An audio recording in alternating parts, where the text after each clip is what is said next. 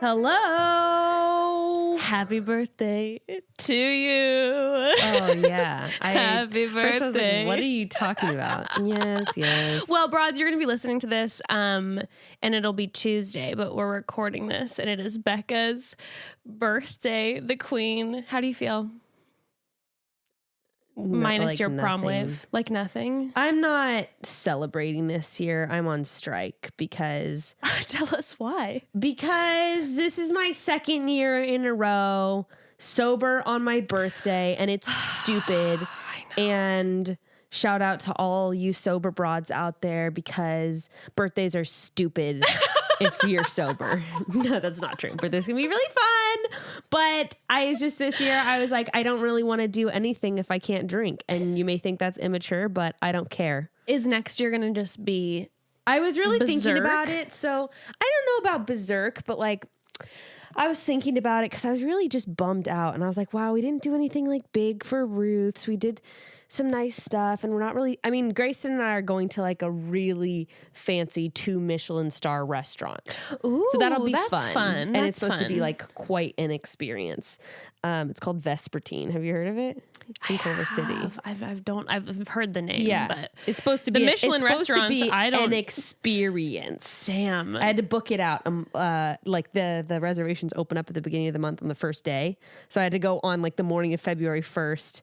Go book it out. Is Yeah. the restaurant we went to that one time a Michelin restaurant? No, Becca but we were impressed. Becca and I once went to this restaurant, and it was like we like didn't know, and it was like a 14-course meal with like Oh, the yeah. the It was tiniest. so fun. It was so much fun, and we could each get a bite of it, and we didn't little like gourmet like portions. 80% of it, but Yeah. it was It was delicious. interesting. It was so fun. interesting. I know. had a good time with Me it. too. Anyway, so that's what this place is like. So we're doing that. But I was getting kind of bummed out about that, and I was like, whatever. Like next year, like we'll just do something. I don't know if I'm gonna have like a big party because also now like I don't know. I'm in a weird place where I don't want to have a party unless I have like a bunch of friends, and I don't feel like I have a lot of friends right now in the area. So I'm like, that's dumb. I'm not going to invite like 7 people. I'm going to invite 30 or no one. So that's kind of where I'm at. So next year I've got to start making more friends or reconnecting with my old friends for It's number 26. It's hard when you're I live far away. and you live far away, and not very many of my friends are moms, and I just feel lame all the time. So, Well, if you let me next year, I'm gonna plan an insane bash. well, I'll probably do multiple parties. We're going to be doing a birthday month of sorts. Okay, that's good. No, but I was thinking that My like, party will win. well, what Bruno I was- Mars this will be is- playing. This is what we'll do. This is what we'll do. You're gonna Nick's gonna do a striptease. You're gonna Nick Vial. For a second, my immediate thought when you say Nick, I'm thinking Nick Lang, and I'm like, ew. Nick Vile's gonna pop out of a cake. Also, ew. I don't want either of them doing stripteases for me. You're going to plan like a girls' weekend. Yes. And then I'll probably plan like, I don't know. It's got to be something really over the top though. Anyway, so all that being said, I will accept gifts of money and value from anyone who wants to bestow them upon me for my birthday. Well, I did get you something, you and really? it's not cash. And I'm like trying to think right now. I'm like, Becca, she's a sustainable broad. What do I get the woman who is a sustainable queen? And so, in the spirit of Are you presenting it with in me the right spirit now? of the romance of the Bachelor, I've bought you a star. A star for me? And its name is Queen Broad Bekah fucking Martinez. Wow. And it is orbiting. It is in the Pegasus constellation. Wait, let me conjure up my fake Bachelor tears. Do a Hannah Ann for us. Hannah Ann had real tears. At the end when she was like, Maybe not. I was thinking more McKenna. oh, do the McKenna. Thank you. No one's ever done anything like this for me. Wow. Wait, let me see it. I let Star certificate. and I didn't have them print a certificate because I didn't want them to use the paper. This is sustainable. Baby Bekah, question mark? Y'all can suck it because this is a grown-ass woman and mother who is thriving. Happy birthday, BXX Jess. You're the best. Look, everyone, if you're watching on YouTube, here's my digital star certificate. I will also be posting on my story. We will look at it. We will post the coordinates so all of you astronomy broads can take out your telescope and check out Queen Broad Bekah fucking Martinez, the star. I don't know what Blessings. any of these coordinates mean, but that is so cool. I also got the coordinates tattooed on my ass. That's part 2 of the gift. Thank you so much. You're so welcome. Anywho, happy Wow. birthday. Good luck, Grayson, topping that one. Yeah, I know. I try to be as romantic as possible. I was going to say an experience, but a star is so above and beyond an experience. You're a star for a star. Thank you. You also did give me money for my birthday because you make me money every week with this podcast. Ta-da. Did you know Jess gets 0% of the cut? Yeah, I'm not making any of it. Just to be in your presence. Flat rate every week, $50. Thank you so much. I'll take it. Anyways. In that romantic spirit, I'm so ready to get into today's episode. Let's get into it. Honestly, another episode that didn't disappoint. Like, is there ever going to be one? Now, granted, the past 2 episodes were upsetting because of the amount of drama and how mean everyone was. Yeah. But they were still action-packed. I felt like I could sort of kind of breathe on this one, but there was a lot of moments where I couldn't. There was Still. Again, somehow. now every episode feels to me like there's a different air to it. And Peter just changed this episode. Did you gather, like, pick up on this weird transition? It was like, yes, he removed his bandage and the scar was there and he turned into like Batman. His like voice got a little deeper and he got squintier all the time and he was like skeptical about everything. Like the scar has changed Peter officially. He's savage now. He really is. He is like not taking anyone's bullshit. I don't understand. I think he probably felt the way we felt when he dwindled all those people down and then he goes, oh, I have 6 women left. And like one of these 6 is supposed to be my wife, supposedly. True. I don't know. So let's get to the bottom of this. Let's get to it. Oh, should we talk tea really quick? Yeah. So a lot of people were sending messages about Hannah Ann. Did you get this? Where last week Hannah Ann said that she's never been in love. I thought this was stupid. I was getting messages about it too, and then people were sending. You mean like the photos from Instagram with her boyfriend? So she has all these old photos of her boyfriend that she brought up to Peter, and she said they dated I think 3.5 years, and she said she loved him in it. And now people are saying she's a liar. Listen, no, I'm gonna be honest with you. You've never gone through the motions in a relationship and like thought everything was, or even thought you were in love until all of a sudden you're over and you're like, that wasn't love. I didn't really. I think I just was maybe.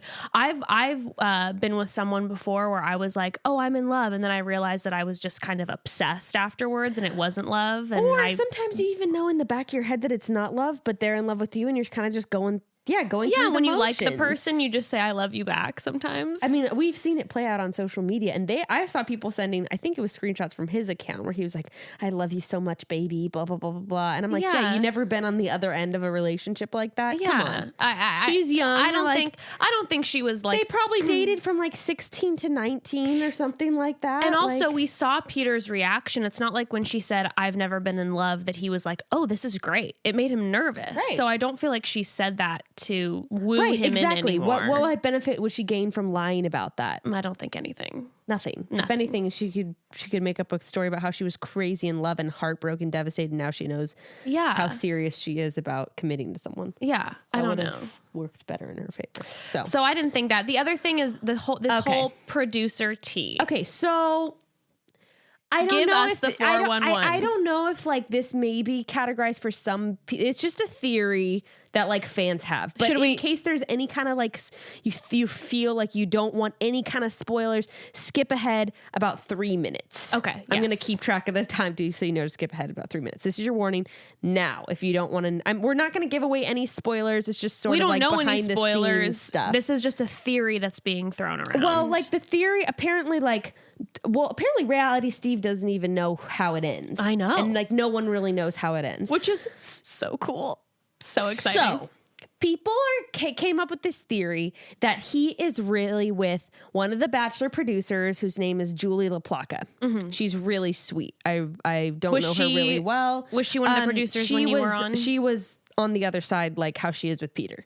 Like got it. There's kind of like two sides. And she was on the Bachelor side, but she's really sweet, really, really nice, down to earth girl. So people are taking, she and Peter spent New Year's together, and they were together, went out to dinner with Peter's family and with her. And basically there's a lot of photos and a lot of stories of them together. Now, one, it seems to me that if they were together, you would almost be really being very secretive about your time together. Right. You would go out of your way to not posting. show photos of the family together, all that kind of stuff. Yes, right? yes. I just want to say that. Then there's some other like comments and things that people have sleuthed out. So in one photo, it's of Julie on New Year's Eve in New York, and Peter's back is in the background. And Hannah B commented and said like, something like, wow, Julie, you're so cute. And then she said, I approve, hard eyes, heart. Then I realized, looking at Julie's caption said like, back with my first love, New York. Like she's talking about New York. So Hannah B is just saying like, I approve and I also of your got first the vibe, love, New York. And I also got the vibe of like, that this is very cute, I approve. Like, just like, oh, it's cute, you look adorable, I approve. But I thought she was saying she was like back with her first love, New York. So I think Hannah B was saying like, no, I approve. That makes of total your sense love, to me. New York, Yeah. you know? So that one, I don't see that being evidence either. Also, Hannah B would be so dumb to comment, I approve, if she knew Julie was with Peter. Like, why would she screw her over like that? That doesn't seem. No, that would be surprising. She knows the drill. She knows the game. She's always been on top improbable. of like not like dropping spoilers or anything like that. Yeah. Then though there's only one part of it. Tell to us me. the one thing. The one thing is that there's a photo that Julie is tagged in. I'm not sure. I heard from one source that it was a relative of Julie's, and then another source just said that it was random. But it was of her and Peter, and the caption said something along like, surprise ending indeed. So that's the only kind of weird thing to me. Yeah. Unless it was like a joke. Or maybe just the person really was like, I have no idea what's going to happen. Yeah. I don't, because I will say this. When I saw that theory circulating, and then you were telling me, listen, when you're a producer. I'll give the background on that too. Yeah. You're like, when you're a producer, you are heavily involved in someone's life. Yeah. But when I first heard the theory, I was like, oh, this makes sense to me. Like, this might be what it is. But when we saw the super teaser at the end where we see the final episode and the way that Peter's reacting, when like Chris Harrison's showing up and being like, none of us would have known this, that doesn't feel like. I replayed this final scene thing multiple times, and I have a separate theory about that. Okay. But I do want to talk about the producer thing because like when you're the lead, you usually have like one producer who is your person. That's and your if person. you go on Julie's account, she has a bunch of photos of her with Hannah B because that was her person. Producer. And she has tons of pictures of her with like the different Bachelor people that she's become very close friends with. So that person's going to be your confidant, your best friend, the only person you can really trust throughout the experience. And people saying like, look, they were together on New Year's Eve. I'm assuming that he was probably on like, in Times Square doing something, and she was there with him as his producer, like because he was probably doing something with like the ball drop, sure, or right? even not. It's like coming out of the experience. It's like a person you can trust who understands exactly what you went through, so that you're gonna have a really tight You hung bond. out with one of your favorite producer. I remember a lot after the show. I'd have him to my birthday party and we'd hang out as for Totally. You develop a really close connection, even more so when you're the lead of the show, and it's just that one-on-one time all the time. Totally possible to fall in love. I don't think that's what's going on here. Okay. And then you have another theory that then we'll get to and talk about. Okay, I'm excited because that to me, when I was rewatching it, because I rewatched it once and I was like, this doesn't feel like he's in love with a producer. Also, they are the way they're doing the order of these scenes in the Super Tease is creating kind of like a false narrative. Yes. Which we might as well let's take a break. We'll dive into it. Okay. And I kind of want to gosh. talk right away though about the theory with that stuff. Okay, we'll get into that in just a Yes. moment. But first, let me just say this. Back in the day, when I was in my teens, we never talked about skincare, but these days it seems like everyone is aware of the importance of it. I mean, this is the skin we're in. This is like our little earth suit, so it's nice to show it some love. And the newest way I'm showing my skin some love is making sure I get really good cleanser. For years, I didn't, and my skin missed out. It's very important, and my new favorite cleanser is Glossier's Milky Jelly Cleanser. I love the name of it. Me too. The Milky Jelly Cleanser. I don't know why. You know Glossier. We all do. We know it and we love it for their makeup line that popularized the glowy, dewy skin look. But Glossier believes beauty starts with skin first, makeup second. And their Milky Jelly Cleanser really is it. It's luxurious, creamy, and it's a gel formula that makes washing your face an elevated experience. It washes away excess oil, dirt, and makeup, all while keeping your skin extra soft. And it's gentle on your eyes and great for all skin types. The Milky Jelly Cleanser is actually one of Glossier's top-selling products. People are obsessed, and after I tried it, so am I. In 2015, Glossier asked their community, "What's your dream face wash?" And then they took the hundreds of responses that they got as inspiration and went to work. A year later, Milky Jelly Cleanser was released, and you can tell that they listened to the people because it's everything. The pH balance formula has a blend of 5 skin conditioners. It's dermatologist tested, hypoallergenic, non-irritating, cruelty, and paraben-free. Get that glowy, dewy skin for yourself by visiting glossier.com/podcast/chatty. You can learn more and take the quiz to find your ultimate Glossier skincare routine. Plus, all new customers will get 10% off their first order on glossier.com/podcast/chatty. Again, that's Glossier spelled glossier.com/podcast/chatty. Glossier.com/podcast/chatty. Certain exclusions apply. So it's obviously important to cleanse that skin, but another way you can love on your skin is through vitamins and supplements, and not just your skin. This helps your hair, your stress, your sleep, your heart, your overall health benefits greatly from taking your regular vitamins and supplements. And our favorite way to get our vitamins delivered straight to our door is through Care of. Care of makes taking your vitamins and supporting your health goals attainable. At Care of, they're focused on the quality, science, and research that goes into each of their products and recommendations. And all you have to do is take a short online quiz and answer some questions about your diet, health goals, lifestyle, and Care of will recommend a list of vitamins and supplements specifically for you. And you can follow Care of's expert recommendations, or you can adjust your pack at any time and receive whatever you want. It's totally up to you. And if you're like me, the vitamin aisle can be extremely confusing, can make you feel all sorts of insecure because, like, what the heck am I supposed to choose from? I got some issues and there are millions of bottles and options, and how am I supposed to know? I didn't go to college for this. Well, because of Care of's simple quiz, I now get exactly what I need, and they come in the daily packs that have my name on them, which makes me more likely to take them because they're cute AF. And for me, I love that I can customize my own pack and just build it from what I already know I want. Yes. And the individual eco-friendly packs are made of compostable films, and there's tons of info on how to compost them on Care of's site. Also, remember, Care of also sells delicious protein powders that I absolutely love that are made of real ingredients you can recognize, like organic cocoa and pink Himalayan sea salt. And for 50% off your Care of order, which is a great offer, go to takecareof.com and enter code CHATTY50. That's 50% off your first Care of order by going to takecareof.com and entering code CHATTY50. All right, let's get into it. So, yes, the final 6 are in Lima, Peru. Yes, they are. And let me say, I am loving this South American tour. I love all the dates. It's just fun. I feel like we haven't really stayed in one place for that.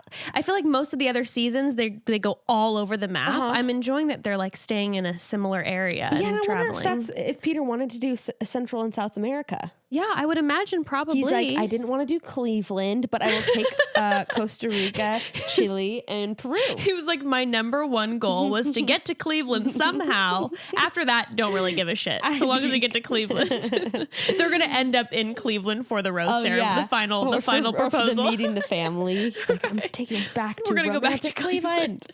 And then Kelly, we hear her say that she wants to see alpacas. And I have some news for you, my friends. There is a reason that they did not go on an alpaca date. Oh my God.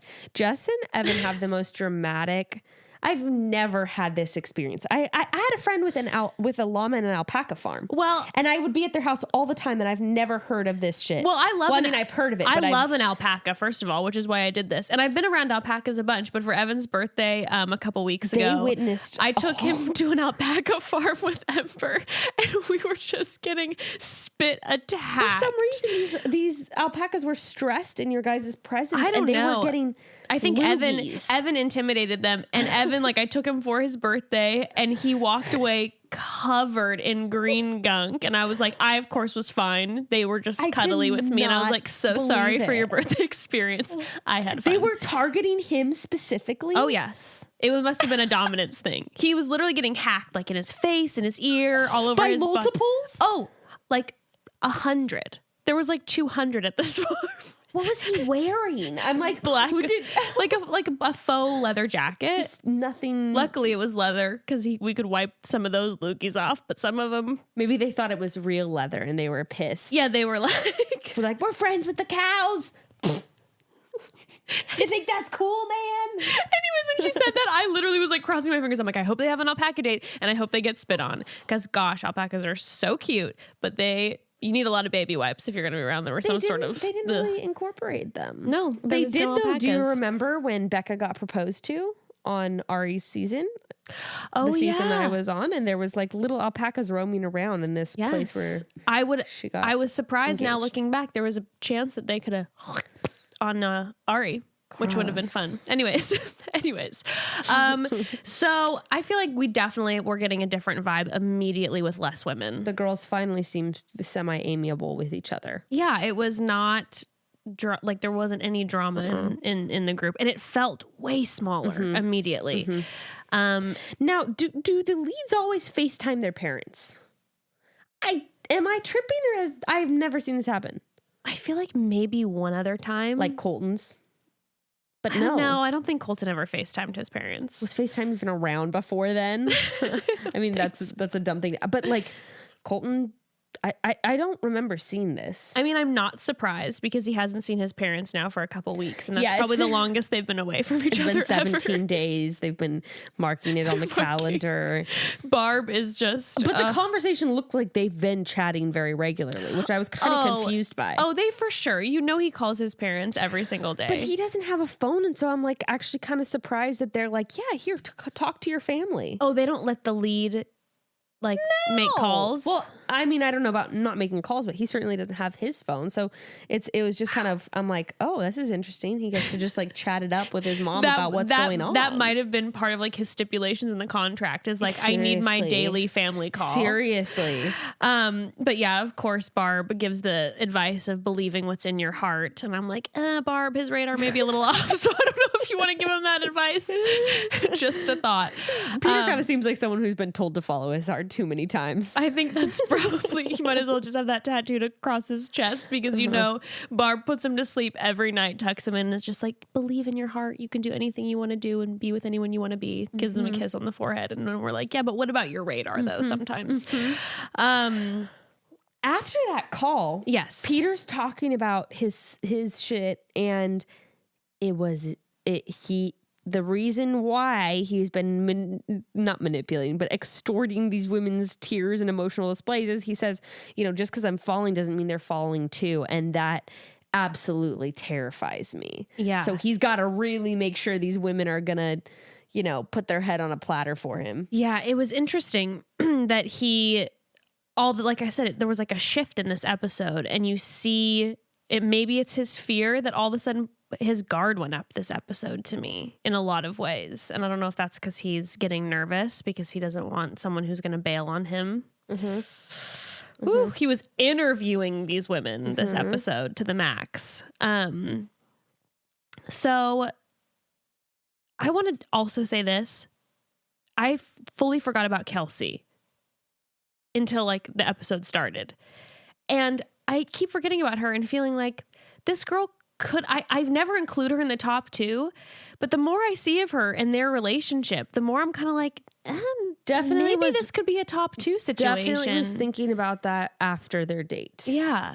Definitely. I don't know. I was always, I forget about her, and then there's the drama and I don't give her the credit with their relationship. And it's always kind of like, well, I could see him. I don't know. Well, I have some analysis on Kelsey, and I'm just really looking. So yes, I'm ready to get through. There's so much stuff I'm ready to talk about. Okay, well, they get the date card. Madison gets the one-on-one. Poor Natasha. Well, he's there, isn't he? And doesn't he say? Cause he shows up. Oh yes, you're right. You're right. And yeah. And I felt for Natasha. It's just like, okay, everyone has had a date now at this point. Victoria F has had 2, and Natasha is still not getting the first date. Well, so this happened with Kendall.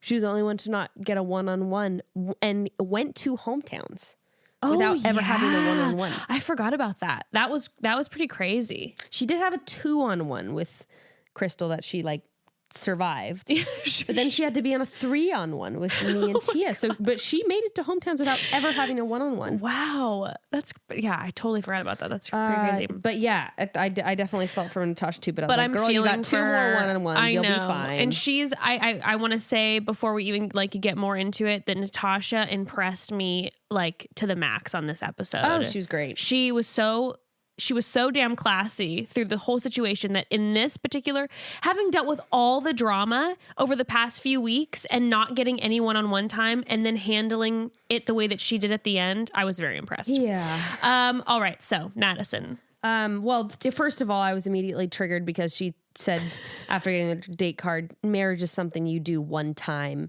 and that's your person forever. And I'm like, well, Madison, that situation doesn't fucking apply to everyone, because some people end up in abusive relationships that they need to leave, and sometimes people's partners die and they get married twice, and that's the shit that happens. I was triggered numerous times on this date, and I do believe that when Madison makes these comments that it's not done in a way that's in any sort of like ill intent, but it's more like she's been fed the same lines over and over and over again without actually thinking about maybe what they might mean. The implications of them.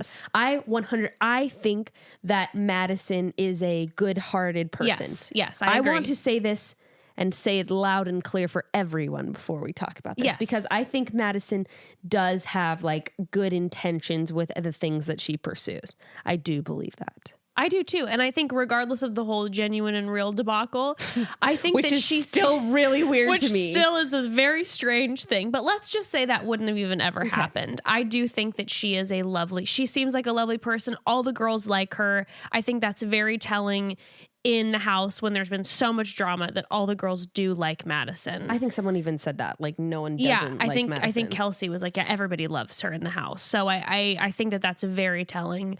But yeah, I think you're right. Like I don't think she always uses critical thinking and is sort of like maybe a bit misguided at times. Because even like blanket statements like marriage is something you do one. I was just thinking about it now. I'm like, but what if your partner dies and you're just never going to get married again? Or what if you just get divorced and you get remarried? Well, I'm looking at from the Christian perspective, the very evangelical Christian perspective, where divorce is only okay if you're like escaping an abusive situation. Yes. But so even in that perspective, though, I'm like, people die, or you could be in an abusive situation, or you may just not be happy and they may not be your person anymore, which is fine. It's gonna be okay.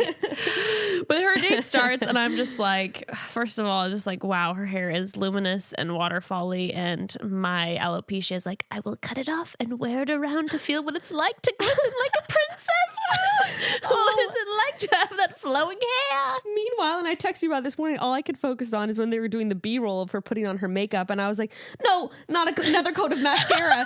You really don't need that, girl. No! You don't need 6 coats of mascara on your bottom lashes. One was fine. It looks like there's 4. Two's you have fine. 4 bottom lashes and they're giant. Please stop. Oh my gosh. But they're cute, you know, right? They're when they very see each cute. other, you can see they have a connection. Even though she doesn't notice that Peter's little cement head is gone, and he right away is like, "Hey, did you notice? It's gone." like when a wife's like, do you notice anything different about me? He's like, I got my hair "Hey." cut. He's like, It was the first thing he like brought up to every girl on each date. It was well, like, what do you check think it about out. this? I think he loves it. Oh, I love it It on looks him. good. Honestly, like this is the first episode ever that I've been attracted to Peter. Number 1, Scarhead. Number 2, his now like kind of squinty, skeptical ass self. I'm a little bit like, nah, you're cute. Although his scar head is from the dumbest thing That's ever. true. That would be hard to make eye contact with that and be like, golf cart wine. Exactly. But they're super cute. So they're going through Peru, and immediately I'm like, Madison's probably like, oh my God, I totally was planning on going on a mission trip here. Probably. That was my first thought as she was looking around. There definitely was a conversation of like, oh, Peter, my like dear friend Jean, she came here. She had a mission trip here. She was here for like 6 weeks, helped make bags. I would normally go on a date trip to like, you know, France, but and normally I would pray for people in a place like this, but this is cool. What if they did a prayer walk around the city? You're triggering me, stop. Sorry. Triggered. Rock. But yes. So Okay. when they're in the boat, is this what you're gonna talk to me about? What is happening? Why does he look like Dylan clinging onto Hannah I wrote in my notes, giving me Dylan vibes. Peter is suffocating this girl. Literally. Oh, don't worry. I'm going to make a meme about it because I got this screenshot that is unbelievable. He has his leg. One leg is, in her face. She is like, why are you holding me like this? He has one leg wrapped around her. His head is in her bosom. He's practically nursing. My God. Like, it is so aggressive. Well, at first when they're in the boat, I'm like, wow, he's really holding on to her. And then it cuts away to this full body shot. And he is smothering. He's trying to he's trying to be in her, like not in a sexual way, but he's trying to like, you know, what's it called? He wants to become symbiosis. Yeah, like, he wants to become one.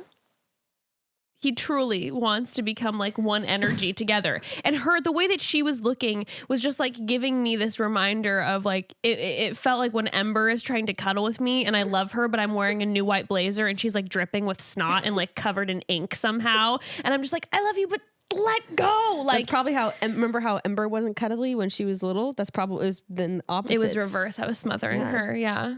She cuddles now? That's good. She does. It's so cute. Ruth literally only cuddles when she's nursing or when she's so tired she can't lift her head up. Otherwise, if you try to like hold her, yeah, she's in her, that she's age.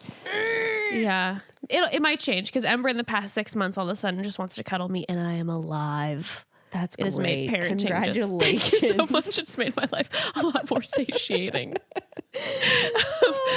But also as they're just. As he is holding her, did anyone notice his hands? Did you notice Peter's hands this episode? I've never noticed them. Maybe someone else has been noticing this. Maybe this is some famous meme that's going around that I'm missing. They are the hands, the most untouched hands of a tiny boy monarch I've ever seen, who has never not worn like white gloves since he came out of the womb. These are delicate. The hands. They are. I mean, they're gorgeous. They are untouched. Take note. Next episode, check out his hands, or when he's proposing, you're like, they've never seen the light of day. They've always been in a pair of gloves.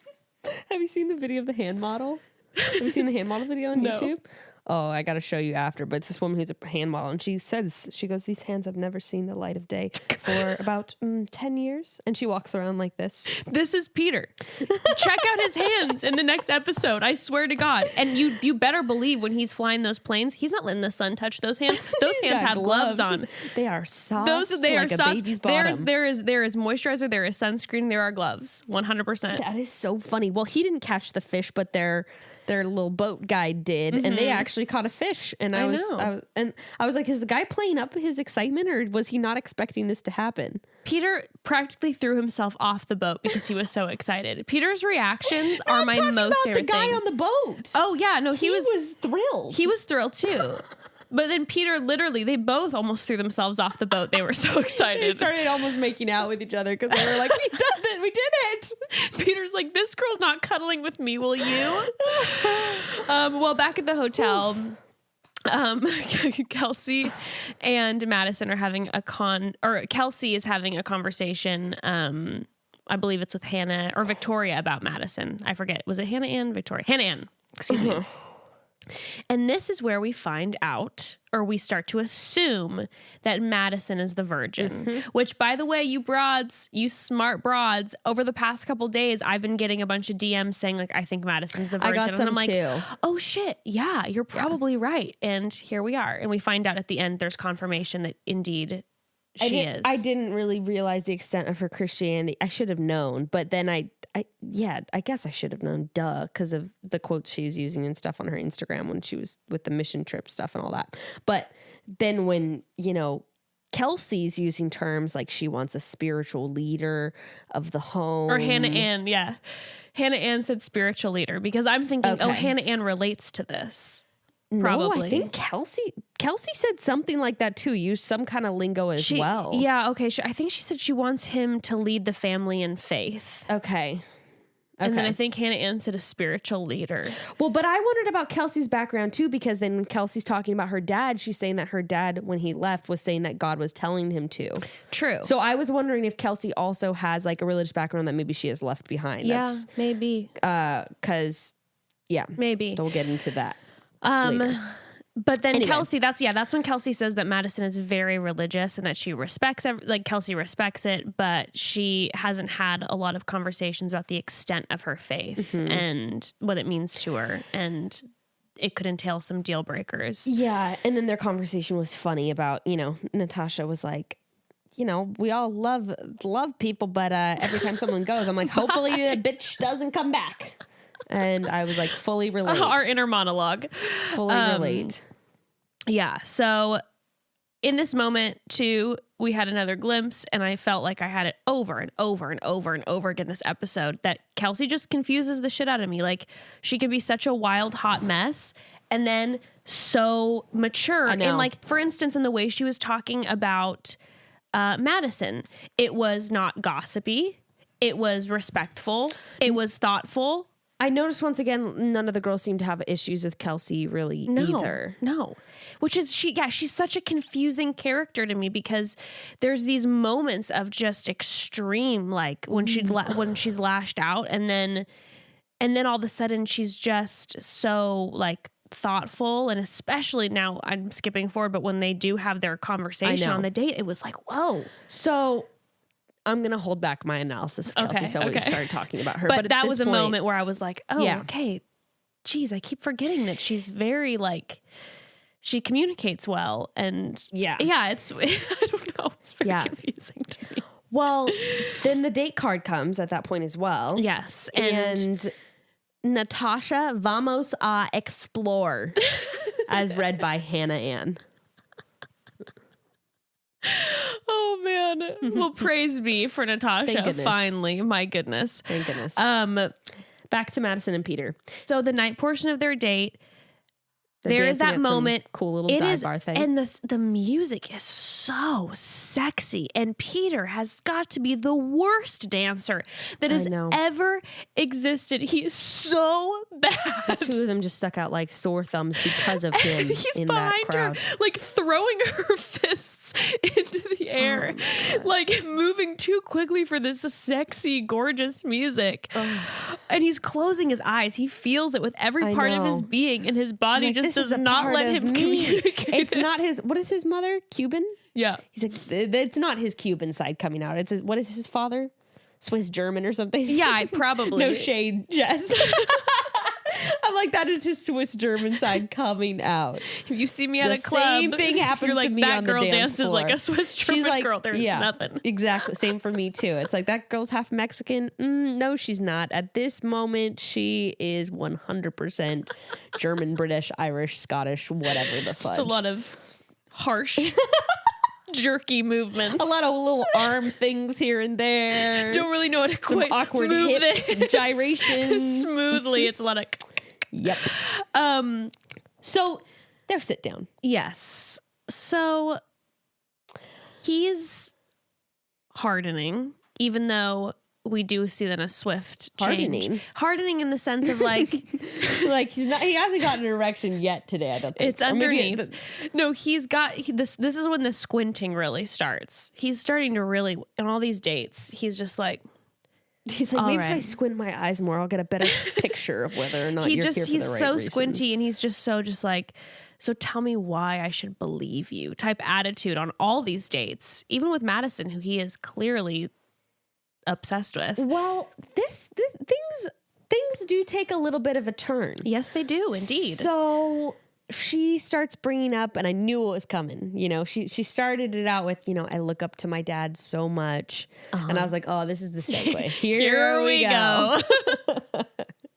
So it's a hot talk about your dad. Which is inevitably, I already know, going to talk about your faith. So. And then some of the things, the way he has such a strong, I was typing direct quotes. Yes. The way he has such a strong relationship with the Lord is the reason he's able to love our family so well, which was another. That was the one that got me. That was the one that sent me a little bit. I'm like, okay, he has a strong relationship because he has a strong relationship with the Lord, he's able to love his family. Or the other way around. He's able to love her family so well because he has a strong relationship with the Lord. Just like, how about people who are of different faiths? Not the same kind of love. Okay. Not the same. I don't think you can love your family as well as Madison's dad can. I'm just being honest. Honestly, my atheist friends, they don't love their kids or wives at all. We're going to get in trouble. I know. Sorry. Here we go. All right. We're rolling. But think about what you're saying, people. She's saying this. I'm like, okay, this is a problematic thing to say. Yeah, it could be very hurtful to certain people too. It's also just not true. He doesn't love his family. Like I'm sure he loves his family a lot. I'm sure he's an but incredible father. Okay. Anyway, continue. And then she says, faith is my entire life is kind of what that ends on. Which I was very happy that she was super honest. She was very direct, and she was like, hey, she didn't sidestep. She was just like, hey, this is really, it is everything to me, and I need a spouse who's on the same page. I know. I really respected that she, which I don't know. I mean, I guess if she is really serious, I don't know why she would water it down, but she was like very serious. She was very, very direct and and honest. And his face, my stomach turned. Oh, I know. I had crazy anxiety during this part. His face turned and he welled up. His eyes became like full of tears to me. And at least you know it looked what? like he was going to cry. To Peter's credit, he was really honest with her back. I thought this dialogue, minus some of my own layers of projections from my upbringing, was a very communicative, honest, healthy conversation. Aside from those little touches. I mean, there was. It's not really a big issue, but so he responds back and he goes, I mean, the first line, he's like, honestly, it inspires me so much. And I'm like, all right, he's not on the same page. I'm already for going off this first line. And then he goes, and I do feel like my faith could be stronger. But we've heard in interviews with him, though, before the season started, he talks about Jesus and his faith a lot. And I think when he said to her that he wants to improve and it's inspiring to him, I do believe that he means that. Yeah, but now, will he actually do it? I don't know. They're not on the same page. No, I completely agree with you. And I'm confident that he's going to show up at the family's house next week and be shocked because he probably thinks, oh, her family's similar to mine. We pray before dinner. We go to church occasionally. The difference is... And he's about to get a shock. The difference is... Yes. Peter's family, they're going to have a get together. They're going to throw back a few margaritas. Yeah. They're going to get their swears on. There's going to be some bad words exchanged. But also be grateful for what the Lord has provided. Sure. Yeah. But, and then also, you know, he's going to have sex with someone 4 times in the windmill, and his parents are going to be laughing and clapping when that's announced. This is what, that was immediately where I was going. Now, I'm not saying that all people who claim Christianity have a problem with having sex outside of marriage, but if Madison has chosen to save herself from marriage, I don't know, and I don't know if that's. I don't know if she's just a virgin or if she's choosing to save herself from marriage, and I think this is going to be an interesting conversation next week. Yes, or the week after, Oh yeah, fantasy suites. But I know I was wondering that too because I'm like. But just me also just coming from a background of faith too, I think that I would have concerns pursuing a relationship with someone that wasn't on the same page as me. Yes. And I will say that especially like how I grew up, I know many people in my life who probably wouldn't, because of their faith like standards, or I don't even know what the right word to use would be, but they wouldn't have gone on this season of The Bachelor knowing that Peter's claim to fame was having sex a bunch of times in a windmill. Now they would have gone on Colton's season because Colton was the virgin going in. So it's surprising to me that part of the conversation didn't get brought up yet. You know, we have obviously no judgment for her going on a season or saying that she's not a lesser, you know, has a lesser faith because of that. But I thought it was of course not. I'm just interested to see how this is going to turn. Also, like family, because I know that if my parents don't watch The Bachelor, but like if they were to watch Hannah's season and then I was to go on Peter's, they'd be like, my parents would have flipped back in the day. Yeah, like this is now what could be the case is that Madison, you know, has not had sex yet, but just hasn't had sex yet and isn't necessarily like planning on waiting until marriage. But we don't know that yet because that wasn't communicated, I don't think. The preview dialogue was making it seem like she's saving herself for marriage, correct? Yes. Which I don't want to put words in her mouth, but I figured it was I felt like it was along the lines of like, this is something important I'm saving. Yeah. Which, again, as Bekah and I have talked about many times, she doesn't have to tell him anything. No. At all. No. I'm just interested what the family dynamic's going to look like next week. No, but also she would have to tell him if she's not having sex till marriage. Yes, of course. You'd figure that out eventually. That's going to come up in conversation. That's going to come up eventually, especially with Romeo over here. Yep, exactly. Oh my God. So I mean, Grayson goes, I think, well, okay, so he says that and then he goes, but I feel so good about you and I know that I'm falling in love with you. And I'm like, good pivot, Pete. That's a way to redirect the conversation. But see, I think I believed everything in this conversation. I believe everything you said too. I believe she's like, my faith is so important to me and I need a spouse. And I believe that he in this moment is like, I'm going to do my very best to be that man of God for you. I didn't get that vibe though from what he was saying. Really? Which is what I thought was interesting. I believe 100%. No, like when I mean, what he was saying, you know, I do feel like my faith could be stronger and I'm inspired by you. And like, I do want that. But the vibe I was getting was, I actually didn't feel like he was like, I'm committed to be the man of the Lord that you want me to be. Oh, okay. I didn't get that. Okay. I think it was more like, yeah. And what Grayson said when we were watching is Gray goes, I think he's in his head is like, girl, we're going to get you out of Alabama. You're going to come move to Westlake Village and you're going to be a Hillsong Christian like me, you know? Oh, yeah. We're going to work on this. We're going to work through this. And, you know, we're not on the same page right now, but things are going to change. Like, I think they both are maybe in the back of their minds. She's like, I'm going to get him recommitted to the Lord. And he's like, she's going to relax a bit. Yeah. Like, I think they're both kind of thinking the other person. I can get her to like change her perspective a little bit. Yes. Okay. Yes. Interesting. I don't know, but I didn't get the vibe that he was like, I am committed to be the man of God. Maybe it's because when I think about him, he's just so like such a romantic to me that like part of me I don't think that he will be that, but I think that part of me was thinking, oh, is he having that moment where he's like, yes, I will. Well, you know, just now having a child with someone and having conversations, like, I see friction coming up when, you know, just with Peter's background of her being like, I want to teach my children this about, you know, like purity and that sort of thing. Right. And he's like, what? Like, Yeah. I don't think he quite understands, like you said, like, I think it's going to be different when he goes to her I think he's going to figure hometowns. out when he walks into the house and it's like, this is a different format than I imagined it was going to be. I thought that she believed like we were on the same exact page, you know. Yes. So that's it's what I'm basic. saying. It's just like, honestly, like our show. When Bekah and I, even, you know, 20 minutes earlier when we're talking about being triggered by certain things faith-wise, tons of our listeners who were raised Christian had very different experiences. So it's one of those things where you have two people who claim Christianity who might go by a different format of it and might surprise each other. Right. And might think that they're more on the same page than they actually are. Yeah.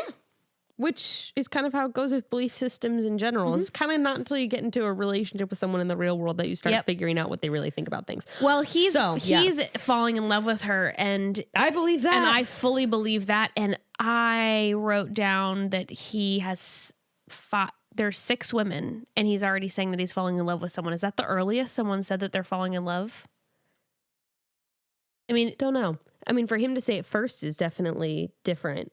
Yeah, but like they're not even at hometowns That's what I yet, mean. and he's saying that he's in love with someone.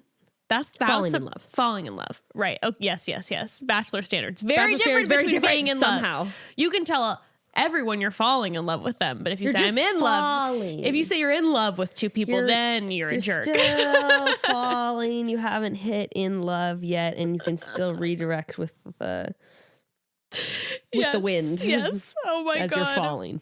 It's a very long falling process. All right. For the Yes. Oh my goodness. It was that date though. I was surprised that he said that to her, and said that he was falling in love with her. And I'm also surprised that he said it as early as he did. And also I feel like you feel the weight of his falling in love with her throughout the rest of the date, because man, he's comparing everyone to them or to their relationship. Which is good. Which is, I mean, it makes it very clear that there's an obvious front runner. And I'm really interested that the dynamic for the rest of this, season. Yes. I'm very interested. My theories. Theories. Okay. Well, honestly, I am convinced that some of these ladies are wearing some sort of secret potion that smells good and bewitches Madison Peter. looks like she smells good. She does look like she smells good, but I feel like there's like some sort of bewitching of Peter. Maybe Victoria F is wearing something. It's bewitching Peter to fall in love with her, even though sometimes they're mean. So, but smell can do that. God, I can't tell you how many people I've accidentally fallen in love with because they smell good. And honestly, I blame Scentbird. Because Scentbird makes it so easy to get luxury designer fragrances sent right to your door, making the population smell delish, making us all fall in love with each other. Come on, Scentbird. I'm a married woman. Yes, with Scentbird, you can have great taste and mix up your fragrance routine without breaking the bank, whether it's Tom Ford, Gucci, or Versace. Scentbird.com keeps you smelling good month after month. Scentbird has more than 600 designer brands for you to choose a perfume or cologne from each month. All you have to do is choose the perfume you want, and they'll send you a 30-day supply. I got Grayston, by the way, some Scentbird, and got him some Dolce & Gabbana Light Blue, which is a classic and always smells great. Yes. Well, speaking of that, is Dolce & Gabbana Light Blue what we found out that Nick actually wears? Nick Vial, that's but what this he wears. is like that's so true. I forgot about that. If you want your boyfriend to smell classic. like Nick, get Dolce & Gabbana Light Blue. It's a classic. It's so good. I remember it being around when I was in junior high, and this one guy would always be like, "You smell so good," and he'd be like, "It's light blue." It's one of the best scents out classic. there. Well, and I feel the same way because since Scentbird is making me fall in love all over the place, in my last order, I actually got some colognes for Evan too, to try out, and it is getting know you were gonna say hot. that. Yeah, and he's been smelling real good. He's been doing some Gucci, some Burberry Men. So our men's are out there smelling delicious. Delicious. And with an exclusive offer just for our listeners, you can get 30% off your first month today. So that's only $10 for your first fragrance. You just go to scentbird.com/chatty and use promo code chatty for 30% off your first month. Again, that's SCENT bird.com/chatty to sign up and use promo code chatty to try your first perfume or cologne for just $10. Sign on and smell amazing.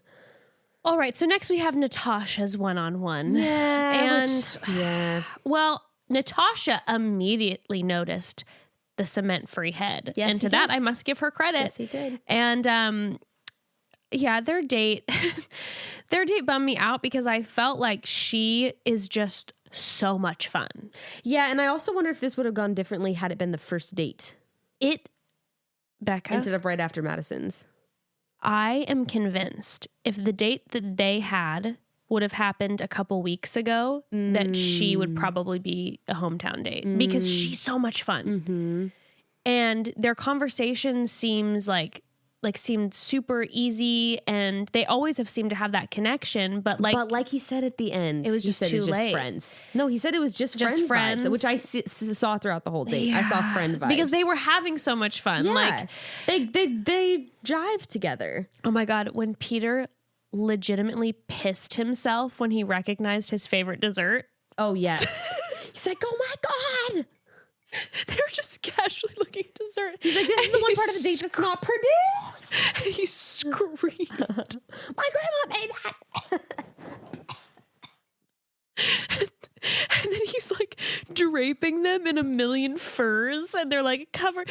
Oh yeah, it was fun. But yeah, like more you food said, play. By the way, do you notice that they were biting the donut and making out? Yeah, Peter likes his food play. It wasn't much better. You said no savory food play, but it wasn't much better to me with a mouthful of donuts.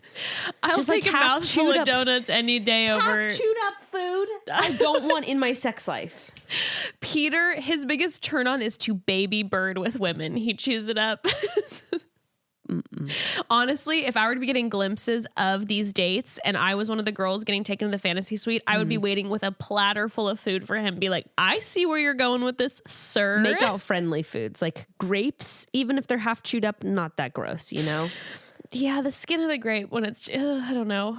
Like, I feel like fresh fruit is like maybe the best option. Probably. Like, or any sort of sweet sauce.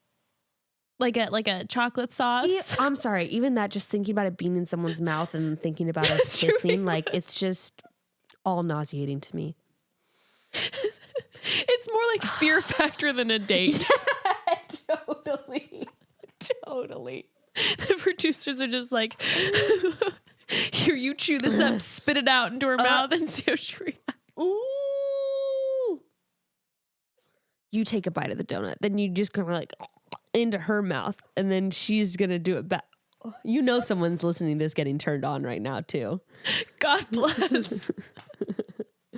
Fetish haters. We're fetish haters. Honestly, I love a fetish, but I am a little weird with my food. I like to keep it in my own You know, mouth. I support a food fetish unless it's interacting with me or unless I have to watch it on my screen. I don't want to be forced into that. Facts. So back at the hotel, I do want to take note that Kelsey and Hannah Ann are having another heart-to-heart. Apparently, they've become fast friends since Champagne Gate. And then also noting that when Hannah Ann, skipping forward, gets brought back by Peter, her and Kelsey run into each other's arms, squealing. I didn't even notice that. They have developed a dear friendship, which is cute. kind of fun to me. They were they were enemies, and then they became frenemies, and now I think they're probably just friends, and it's sweet. I don't even dislike Hannah Ann that much anymore either. Neither of them really bug me that much. I know. This episode, like I was saying in general, minus a character, I was like, everyone seems pretty cool now that they've separated the drama. Yep. Minus one. Obviously, Victoria. That goes without saying because she's always got some shit to stir up. I have some things to say. Anyways, so yeah, it was just are we talking about the evening portion of the date now? Yes, with Natasha. I love how she's always questioning him, and he likes that about her too, genuinely. Well, when they start the dinner date portion, I mean, he is talking about how he's falling in love with Madison, and so he's now going to use that to compare to the rest of his relationships, which I think is good. I mean, you're moving forward. Yeah. Very anticlimactic, though. Yeah, there's been some moments this season where there's no buildup, and suddenly, like with the 2-on-1 last week, and then now with this dinner date, Peter really pulls the rug out from underneath occasionally. Like he's so like sensitive, and then he'll be like, I hear you, but I'm leaving you. Yeah. Oh God. Yeah. Okay. So you see him talking. No, he says, I feel like we're just friends. And they're having, in his interview, he's talking about too, and I didn't know where this was going to go, because in his interview he was saying that like, I can see potential with her, but can she see potential with me? right. So I was thrown off then, when he then ended it. I will say that I appreciate the fact that Peter has been saying this about each woman, that he sees potential with them, but what's important that they also see potential with him, because I feel like most bachelors just assume all the girls are obsessed with him, right. And they never like check in with the girl. Like, are you on the same page as me? Right. They just assume they're like head over Colton heels did in that, love. though, a lot. Colton did do that a lot. He was one of the only other ones that I feel like was very much like, hey, do you like me as much as I like you? It wasn't just always Ari assumed. did that a lot, though, too. Got a couple bachelors in a row who are really checking in, really keeping touching base with the women's. But so and just like that, he's kind of just like, and I can't give you this rose, but she knew it was coming too. You could tell she didn't seem too blindsided. She didn't, but she also just she handled it so I know well. I really hope she has a good paradise run and doesn't get caught up in like stupid drama that they're probably going to try to pitch her way. And I hope that she has like a beautiful love story that unfolds and we get to see so much more of her on the beach this summer. Yeah, because she's, like Bekah and I were saying last week, in comparison to a certain Victoria P, it's very evident. You can see a lot of someone's character with their exit. And she has been not getting any time with him. She was having to deal with all the drama. He dragged her all the way here to finally end it with her. And there was no malice. It was just like super gracious. Gave him a hug. She handled the one-on-one stuff super maturely too, where she's just like, I haven't been getting a one-on-one, but she wasn't throwing a fit. She's just like, well, this sucks. Yep. Gotta give major props to Natasha. And then after he says goodbye to her, Peter is hanging over a balcony with an orchestra below him like he's an opera ghost. I was waiting for him to put the phantom mask over his scar. And just be like, nighttime shines. Which Madison fits into that role pretty well. She's very Christine-ish. I like that. Now I'm turned on by their relationship. All right. I'm still not. Well, yeah. I'm over here like, and no. Grayson the whole time kept being like, she's in my top 3. She's the hottest one there. I'm like, shut up. Not because I don't think she's hot. I hate you. I'm just too triggered by her. Yeah. No, I mean, I get it though, because she's in my top just because of him, because it's so apparent how much have a connection. And she also is a sweet girl. She's nice. She's very nice. She's very nice. She's a pleasant person. So yeah. It's just all of our own. It's our own shit. It's not only our own shit. Because she says and does things without a lot of thought about what's actually the effect. Bekah, she can't help how genuine and real she is. It just is always out there. Let's move on. Okay. So next we have Kelsey's one-on-one. We're seeing a lot of the women's luggage this episode, which I feel like they haven't shown us that as much before. Like every time we're seeing the girls' luggage get brought up, and I'm having a lot of feelings about each girl based on their luggage. I was actually appreciating that. I really liked Madison's luggage. I don't know if you saw it. Actually, it's pretty cute. It was very cute, very chic. I had like my aunt and uncle's ripped up like luggage. Oh, mine would have looked like absolute duct trash. tape around the handle. Yeah. Thankfully, I have a cute away bag now because they sent that, which was a gift. Before that, it was my big one is still has the duct tape and this falling apart, but gets my clothes to one. And what's the likelihood of it getting stolen? Very true. Looks like shit. They think I have nothing. Very true. So, this definitely just has dust inside of it. So I'm not gonna take that. This is crap. Yes, Kelsey. It was actually kind of disappointing because of the previews. You already know Kelsey's going to get a rose because you're showing these girls on the 3-on-1 vying for the rose in the previews. Oh, So I'm already doing the sure. math, and I'm going, these girls wouldn't even have to have a competitive 3-on-1 if Kelsey didn't get the rose, because at True. that point they would be the final 4. Well, you noticed those things, and some of us, like myself, didn't. So I was like, is he going to give it to her or no? I was like, Kelsey's getting it. Damn it. I already know. Well, they go. Because I wasn't otherwise I wouldn't be sure what was going to happen. True. Yeah. So- well, I didn't notice, so I was still left in suspense. Well, they go in ATVs, and I'm like, no, Peter's like prone to hurting himself. I was surprised that he didn't injure himself in the ATV ride. Also, Kelsey said at one point, she's like, it was so sweet. He kept looking back and checking on me. And I'm like, what did you think he was going to do? Like, take off and be like, eat my dust, bitch. Well, she was going like 7 miles an hour. So on the other hand, she looked like a little dog on the front of someone's motorcycle when they showed the camera shot, and she's just like bouncing along at a snail's pace. Another date that I would have been like, this is probably not a great idea for me. I'm going to pull a Victoria P and say I'm going to my back's bothering me. I know I'm going to injure myself on this. Oh my God. Then they're on this steep ass hill. I was thinking about you the whole time. I was like, Bekah would have slammed this. She could have climbed her way to the top, no problem. Was that angles? I was like, they are about to fall off this hill that they're laying on. And Peter was like, we have to get to the top, and then they like make it halfway, and they're He's laying like, and like this is perfect. They're trying to be romantic, but the whole time they're just like slowly sliding. And then Peter's like, when you ask about what I see for my future, this is why I envision. Meanwhile, Kelsey is sliding out of his arms, and she's like, this is not what I envisioned for my future. She's climbing on top of him just to help weigh him down, so the sliding is less.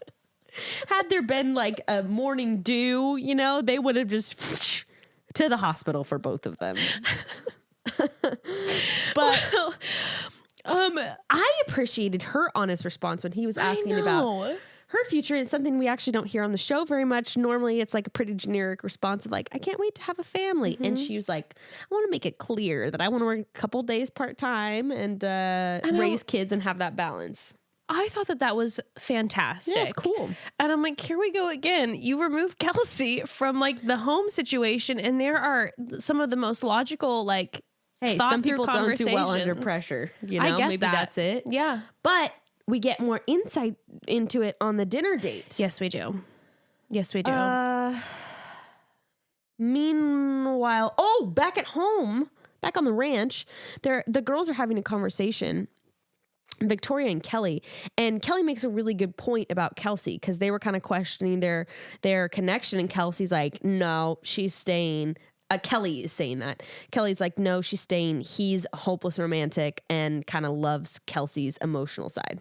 I was like, oh yeah, it's true. Like, I mean, obviously we know he likes emotional displays, but it's kind of beyond that. It's like his romance side. Yeah. I'm out of breath. So back to their dinner portion of the date. So this is where we find out that Peter makes some comment to her about how, like today was actually really fun, no drama, or like whatever. I know, shade. It was shady. And she was like, well, I'm not always like this. And that's when we find out that Peter wants equal fun and drama in his relationship. I'm like, this is a tough sell, kid. That's a tough You're asking one. a lot. This is a high ask because, you want a woman who's super emotional. That's great. Love an emotional woman. She may not always be down to be sliding down a mountain with you, giggling it's all true. the time. It's really true. And okay, so then she starts talking about her family. Yes. And I always give people shit about like breaking out the sob story thing. Mm-hmm. She was so like really vulnerable. Yep. Because the things she was talking about weren't necessarily like flatter. I don't know if that makes sense. Like, it's not exactly like the thing of like, she didn't bring up a like quote unquote sob story to make him feel bad for her. She literally was preparing him for the situation going on with her family. Mm-hmm. And made sure that there were no ways in which he could show up and he'd be like, were you being dishonest to me? Or even potentially creating drama like with her family of like, if Peter didn't know that her mom didn't know that she had been talking to her dad. And it just felt like such a real, like, relatable, just I felt like it's one thing to talk about like bad things that have happened to you. And I know this from personal experience as well, but it's another to open your heart and be like, look, this is just where I'm at. And this is where we're at and my family's at. And this is just kind of what's happening. I thought, so the whole story basically that she talked to him about is that, they're going, you know, he was asking about like potentially meeting her family next week. And, she, you know, reminds him that her parents were split up when she was in 7th grade. Thank God he remembers. Seriously. Then she talks about how her dad reached out to her shortly after she won Miss Iowa. Because they didn't talk for 10 years. For 10 years. And then he reached out to her and she said there were some red flags when he was saying that God told him to leave her family and all that you were talking about. And then she talks about how she then years later started seeing her dad again. Following when she was in Chile. And, you know, I want to make this clear because we've kind of given other people shit being like, being triggered doesn't mean you can like treat people badly. Now, I want to make this clear. I was about to say, I'm sure Kelsey was very easily triggered when she was in Chile. Like she had a really difficult time last time she was there, and it was right before the stuff with her dad. However, Kelsey's emotional displays, like we talked about, like weren't really affecting anyone. Like when Tammy was letting when it she was affect like her, sitting but by herself crying, looking out into like the distance. Yes. And so I'm going to say, like, I think it was highly likely that Kelsey was being triggered in that scenario. And the reason I'm kind of giving her that is because she wasn't hurting anyone and she wasn't affecting anyone. So I just want to make that clear before people are like, but the other girls were triggered. And she was sitting by herself crying. She was having a hard time. Badly. Nope. She wasn't going to Peter and being like, I'm going to stir up some shit. And she was very emotional. And it kind of makes sense as she's talking about this. I'm like, yeah, I could see how maybe even just being in the same country could bring back a lot of emotions. Of course. But then she starts talking about how when she did go back and start seeing her dad and they started to have a relationship, she then gives Peter the warning that her mom does not know that she has a relationship with her dad. Her sisters know, but her mom doesn't. She doesn't want outside influences to dictate her relationship with her father. And I do want to say this. I thought this was a really important moment, and I'm very interested to see what's going to happen next week if it gets brought up in her hometown, at her hometown date. But as someone who has gone through a divorce with parents and it having a tumultuous situation for a while and each side talking shit on the other, I felt like this was a really important moment for kids whose parents have split to be like, the fact that she hasn't communicated with her mom that she has a relationship with her dad, I don't know if people are going to be like, this is her own relationship and they can be separate in this situation. And I believe that Kelsey has the right, though it is her mother, has the right to maintain this relationship quietly with her dad. Yes, and it's on her own time. Yeah, completely agree. I didn't even think about how some people might have an issue with that. I feel like there might be some people who do because they're like, oh, she's not being honest with her mom and what's that saying about her and blah, blah, blah. And I'm just saying from the perspective of someone who has gone through a divorce where the parents for a long time had an issue with each other, you have to protect yourself first and foremost and make sure that you're not letting other people influence your relationship with a family member. Yeah. And sometimes that means, not going back and telling the other parent all about the other one and your relationship with them. And that might look like, because obviously that's considering the story that he just bailed one day, that how hard is that on her mom? And 100%. I just wanted to say that for her. Yeah. And I think that's a great point to bring up. And I also at first was a little bit hesitant because I was like, well, you're talking about it on the show right now, so she's gonna find out. I know. But she said that she wanted to tell her mom before the show, but it wasn't the right timing. So clearly, she has intentions to like tell her to open up to her mom about it soon. Yeah, so she's planning on doing it. Yeah. No, if you go on and you're like, my mom doesn't know, but I'm going to talk about it on the show. She's obviously, she knows she's going to bring it up before the show airs, Yes, or maybe in the next 3 months, or maybe even next week. Yeah, which would be an interesting dynamic. But Kind of hope that doesn't happen, but unfortunately, I know. I think it will be I'm exploited sure for the show. producers will exploit that, and yeah, I agree. I hope it doesn't, but I just felt it was so vulnerable, and okay, so I was confused. I'm like, why do I like Kelsey? But here's the thing about Kelsey. She is transparent, even if the transparency is messy. And that's what I appreciate about her, because beautifully put. It's kind of funny because when you get down to the final four, he's got two of like the craziest girls in the house. I couldn't think of a better word to use. And two of like the tamest girls in the house in terms of the drama that has gone down on the show. Yeah. But the difference between Victoria F and Kelsey is Kelsey, sure, she can have some pretty wild displays of emotion sometimes. And sure, she was a little out of place with like the Hannah Ann stuff, but we never see Kelsey lying. Mm-mm. We all see her being like just now very transparent about her family, and she is an open book even if the pages don't look great. And that's what I really like about her. Victoria F, on the other hand, is there's a lot of more going on. But Kelsey is I think you put it perfectly. She's there. She's all out there, and what you see is what you get. And I think there's a real like safety and security in that, is that she's out there. For better or for worse. I completely agree.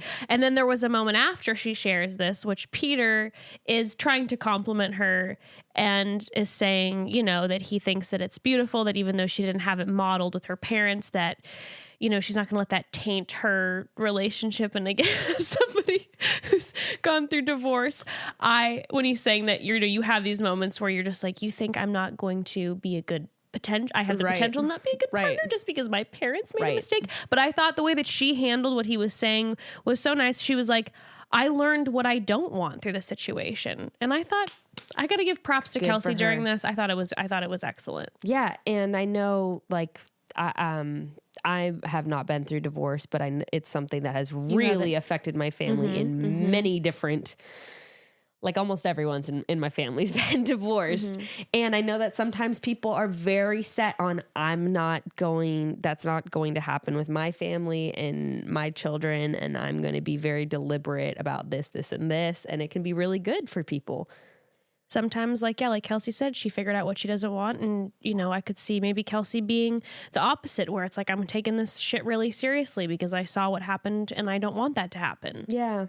So good for them. Rose. Yep. Yep. And also to just come back and agree with your point, I wanted to say one more thing. With all of Kelsey's shit, when you're talking about like the messy pages and all that, which I think is so perfect, I always go back to remembering how she handled Peter telling her about Alea. She was like one of the only ones who, when Peter was like, hey, I'm bringing Alea back, and she right away goes, great. I'm glad that you're figuring out what you need to figure out. I forgot about that. Mm-hmm. And everyone else lost it, minus like Kelly and Savannah. Everyone else. I don't know. Damn, I don't remember that. When did that happen? When she had her first one-on-one, remember? And she didn't know that Alea was back. And he's like, by the way, Alea's back. And she was like, well, I'm glad you're figuring out what you need to figure out because I'd want you to know. Mm-hmm. Something to be said. Something to be said. Can't help but like her. I don't know. Okay. Yeah. 3-on-1 time. Before we talk about the 3-on-1, you know what I imagine, B? In fact, I'm pretty confident about this. I imagine when Peter is abroad on these dates that Barb sends him care packages like every 3 days. Oh my God. She was probably that parent at camp, he'd get a package every day with like glow sticks and all this cool stuff. And I was always like, why are my parents not sending me? I'd get like an email they'd print out from like. My mom would send me an email and be like, remember to put your wet swimsuits in a separate bag. And I'd be like, hi. Glad we're on the same page with that, because nope. No care package. Never got the cool mom in the classroom. You know Barb is filling up care packages for him with his favorite cookies from home, a handwritten letter, maybe the latest scarf she knit. But God knows shipping packages like that are an absolute pain. And dealing with the post office, my God. International prices, can you believe? Lord. But I believe that Barb knows better. She's a smart mama. I bet Barb uses stamps.com. Well, because stamps.com brings all the services of the U.S. Post Service right to your computer. Whether you're a small office sending invoices, an online seller shipping out products, or even if you're a warehouse sending thousands of packages a day, or if you're Barb, stamps.com can help handle it all with ease. You just use your computer to print official U.S. postage 24/7 for any letter, any package, any class of mail, anywhere you want to send. Once your mail is ready, just hand it to your mail carrier or drop it in a mailbox, and it's really that simple. And you save cash. Postage rates have gone up again. Thankfully, stamps.com eases the pain with big discounts off post office retail rates. You get some great discounted postage rates that you will not find in the post office for real. And with stamps.com, you save 5 cents off every first class stamp and up to 40% off shipping rates. That kind of savings really adds up, especially for small businesses, let me tell you. Stamps.com is a no-brainer, saving you time and money. It's no wonder over 700,000 small businesses already use Stamps.com. And right now, our listeners get a special offer that includes a 4-week trial plus free postage and a digital scale without any long-term commitment. You just go to stamps.com, click on the mic at the top of the homepage, and type in CHATTY. That's stamps.com, enter CHATTY. Well, Peter may have broken his face in his golf cart wine glass incident, but his pearly whites are looking spectacular. Oh, they always do. Always so nice. You have to wonder, as a man in his later 20s with still such nice teeth, has he used Candid's clear aligners? Is he using them right now? Is he wearing them as he's making out with these women? I mean, it's the only way. Candid's teeth aligners are clear and comfortable and affordable. That's the big one to me. Unlike braces, Candid's clear aligners are comfortable, removable, and totally invisible. So you can transform your smile without anyone noticing a thing. And Candid treatments include remote monitoring by your orthodontist throughout the treatment. And that means you get the same treatment oversight you'd get by seeing an orthodontist in person, but without inconvenient office visits, and all for a fraction of the cost. Yeah, and braces are expensive. Candid cuts way down on the price, and no orthodontist waiting room anxiety. Where are all my dentist phobes at? Makes me nervous AF. But with Candid, I didn't have to worry about that. Your treatment is prescribed and monitored remotely by a licensed orthodontist. And unlike other companies, Candid only works with orthodontists, never general dentists. With other remote clear aligner options, you may never hear from a doctor at all as you go throughout treatment. With Candid, not only will your treatment be designed by an experienced orthodontist, but it will also include remote monitoring by the same orthodontist throughout. So you'll never have to wonder how everything's going because your orthodontist will be able to keep an eye on your treatment from anywhere. And with Candid, the average treatment length is just 6 months, and you'll start seeing results way before then. Learn more about Candid's process and get a complimentary 3D scan of your teeth at a Candid studio near you. So, are you ready to take the first step towards straighter teeth? Because for a limited time, you can get started with $75 off by using code CHATTY at candidco.com/chatty. That's candidco.com/chatty. Use code CHATTY for $75 off. candidco.com/chatty, code CHATTY. All right. So next up, by the way, was your mom also, my mom, if it was my birthday for the class, she'd maybe pack me a special lunch, but remember those moms that would show up at school with 18 boxes of pizza? My mom would do that. Oh, she would? Yeah, my mom was very much like a giver to all the masses. Mm-hmm. She loves to entertain and have a bunch of people over, and she'd provide all that stuff. That's great. But my individual lunch wasn't spectacular. Do you know what I'm saying? Yes. We love a performance. My mom. Love you, Mom. Love you, Mom. No, she's just it's kind of like me sometimes now where all that stuff takes hindsight. And then the day of, you're know. Oh, wait, fuck. I'm not a good planner in that way at all. So then I always end up feeling guilty afterwards. And then for me, though, every once in a while, I'll think of something 2 months in advance. And for whatever reason, I'll start planning. like once in a blue moon. So some years my friends are going to get incredible gifts and displays of affection for their birthday or Christmas, and then other years nothing. I mean, honestly, we're all older now. That's how you go. It's how it goes, you know. No expectations. So the date card is with Hannah Ann, Victoria, and Kelly. Okay. What are going on with Hannah Ann's outfits? They're fine. Don't get me wrong, but I made a note about her outfit too. She always looks like she always looks cute. She always looks adorable, obviously. But some of these outfits, I was very confused about the date outfit. With the jeans and the sneakers, very cute, and then she had like a kind of like a clubby shirt on, which was very confusing to me. Like, I just didn't understand what was happening. But the shirt was blue, and she was nervous about the date. She was trying to make her eyes pop. So I think it was she pulled out her Big Guns shirt, being like, "Hey, I gotta make these baby blues gleam." I think she just always looks like she's coming out of a Limited 2 ad or a Disney Channel show. Yeah, very Disney, very like. Yes, she needs the wand to do the ears. Yes, 100%. Or whatever the sound is. It just baffles me. I want to make a comment about the date cards too. Why have they been like very aggressive lately? Super ominous. So it was just like Hannah Ann, Victoria, Kelly, tomorrow won't be easy. And then last week with Tammy and McKenna's, it was Tammy and McKenna, enough is enough. It's just like, why are they They're also not very scary? creative or punny, you know? No. Sometimes they have to do with what's going to happen. They're over it. They're just like, we know this is going to be a shit show, so we're just making these ominous Prepare as for hell. the drama. Yeah. That's so funny. Well, they all end up at a hacienda. Yeah, we're having a lot of commentary from Kelly this episode. Well, what's really happening, by the way, is that in every preview, they're playing like the same 2 clips of her talking, so that when she actually says the things, you're already extremely annoyed by her because they've been replaying the same 2 things. Right. And I think that I could be wrong on this because I'm bad with the sound sometimes, but I feel like they edited sound wise the clip where she says, Peter is an easy decision. Look at me. I'm an attorney. Hannah Ann is 23. Victoria's a hot mess.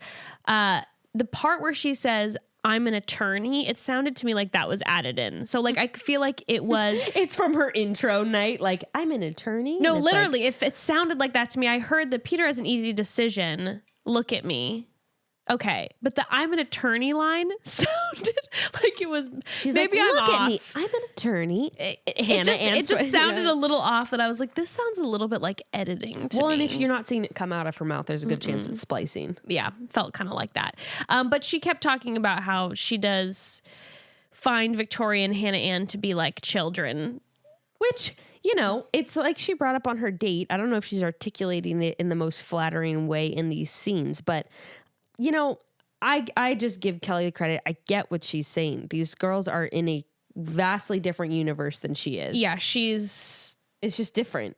She literally came on the show and was like, no, I really made a big sacrifice to come here because I have a very intense job and probably their schedules were a little more flexible. I mean, Jess, it's like this. Like, imagine if you just got with Evan and his last ex was Hannah Ann. And he was engaged to her. Wouldn't you just be confused and be like, I'm not understanding? Yeah, no, like I wouldn't be like offended. I'd be like, oh my gosh, she's adorable. But it would just be, yeah, like Kelly was saying, is this the type of person? Because I'm not that way. Which I totally understand on the show when you see contestants. You're directly being compared to these other women that are alongside you. If I were to be looking at the rest of the women and be like, this is who you want, I'm clearly not gonna be the right fit for you. I mean, I would just be like if Hannah Ann was Grayson's immediate ex, I would just be like, I wouldn't, like you said, I wouldn't be offended. I would just be like, I'm not sure where there's any kind of overlap. Not that there has to be, but this is just, I don't get it. Right. And sometimes you go for the opposite of what your past was, but it's definitely because it's currently happening. And you're not to mention, like we've talked about, Kelly's been seeing him give this preference and this throwing these lines, these women who are constantly creating drama. Yeah. I do understand where she's coming from. Yeah. Well, Peter is visibly gulping when all 3 women are walking up, and then he like yells that he cut his bandage off before anyone could even notice. Look at my forehead. Yeah, it's gone. But Oh, they sit down with this wise old man, the and precious man whose his vest is probably alpaca hair for sure. I was taking note of that. it's hilarious to me, by the way, too, how everyone, whenever there's the old person, they're like, they start getting this intense look on their face, and they're like, yes, I'm writing this down. Like, let me soak up your wisdom and Honestly, knowledge. talk about fetishizing. Like, who's to say just because you're old, you're smart? I'm sorry. The older I've gotten, I haven't necessarily gained wisdom. It's just how they do in the couples too, like the 40-year couples. I know, just like, yes. oh, you're old and you're married. It Tell must me exactly be what you perfect. did. Yeah, exactly. You've been together a long time, which means you must be happy, right? That's how that works.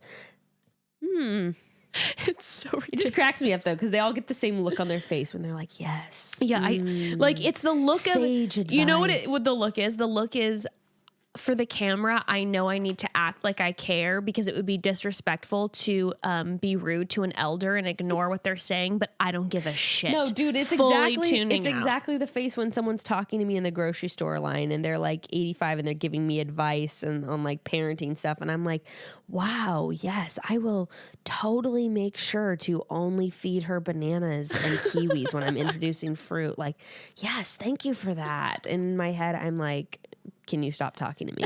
You're just like, my baby's pulling my hair and biting my nipple. I can't concentrate. Or you're just like, this is just bad advice. I'm not. Well, this precious man, definitely to me, he was talking about the property for a while, talking about his daughter getting married in the chapel.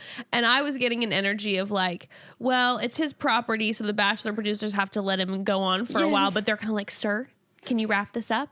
It's like when you go see a wedding and the officiant is going on and it's been like 30 minutes and you're like, okay, just want to see him kiss and get married, get back to the cake and booze. Come on, let's do this thing. You're real cute. Not what and we're here precious. for. Okay. Oh boy. Well, Hannah Ann and Peter have a moment. I cannot get over how young she looks. I know. And sometimes she looks to me like, what's that show we both watched? The Netflix one? With the such great detail. I was like, you're welcome for that.